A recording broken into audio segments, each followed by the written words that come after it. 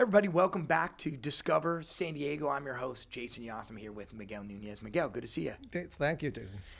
So we know San Diego. We love San Diego. We want you to love San Diego as well. And today I'm talking with Miguel about a special enclave in San Diego. That's Carmel Valley. Miguel, tell me about Carmel Valley.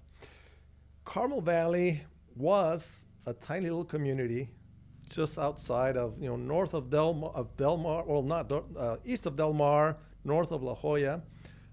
We moved in, actually I lived there. We moved there in 1991.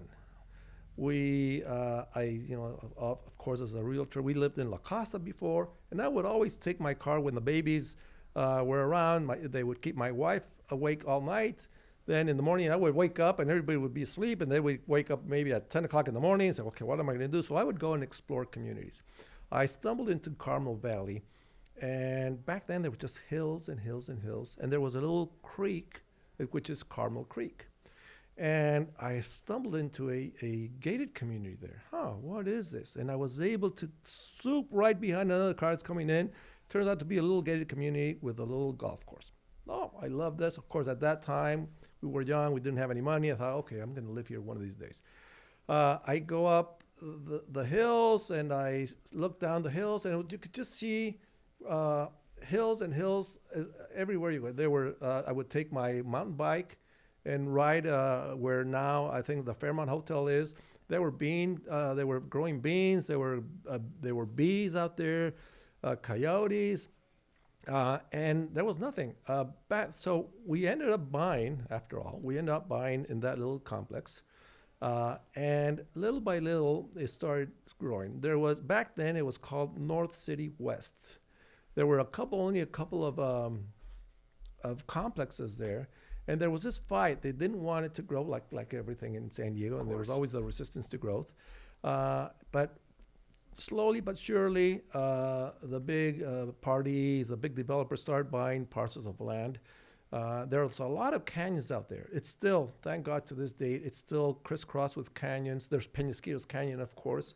But there's lots of canyons, and there's beautiful hiking trails even to date all along there. But it started growing. And of course, with back in the mid-2000s, that's when big houses started going up. My kids would go and play and meet at the Del Mar Highlands, which is our little local shopping center.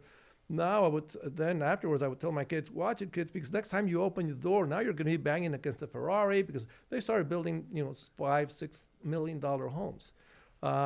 It grew a lot, but it grew well. They did a good planning, but more towards the up and up.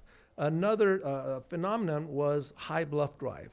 Right. High Bluff, what happens with High Bluff Drive, some attorneys started putting their offices here because they would go, those who bought in Carmel Valley would have to go all the way downtown and deal with the traffic coming back up. Well, they started building along High Bluff Drive. And I think nowadays, we have more law firms on High Bluff Drive than there are in downtown. That's my office on High Bluff. Yeah, Yep. well, there you go. There So you go. we have both accounting offices, financial advisors. So that also triggered a lot more growth within Carmel Valley. The latest phenomenon in Carmel Valley is One Paseo. Yep. One Paseo, we had the developers come to our office.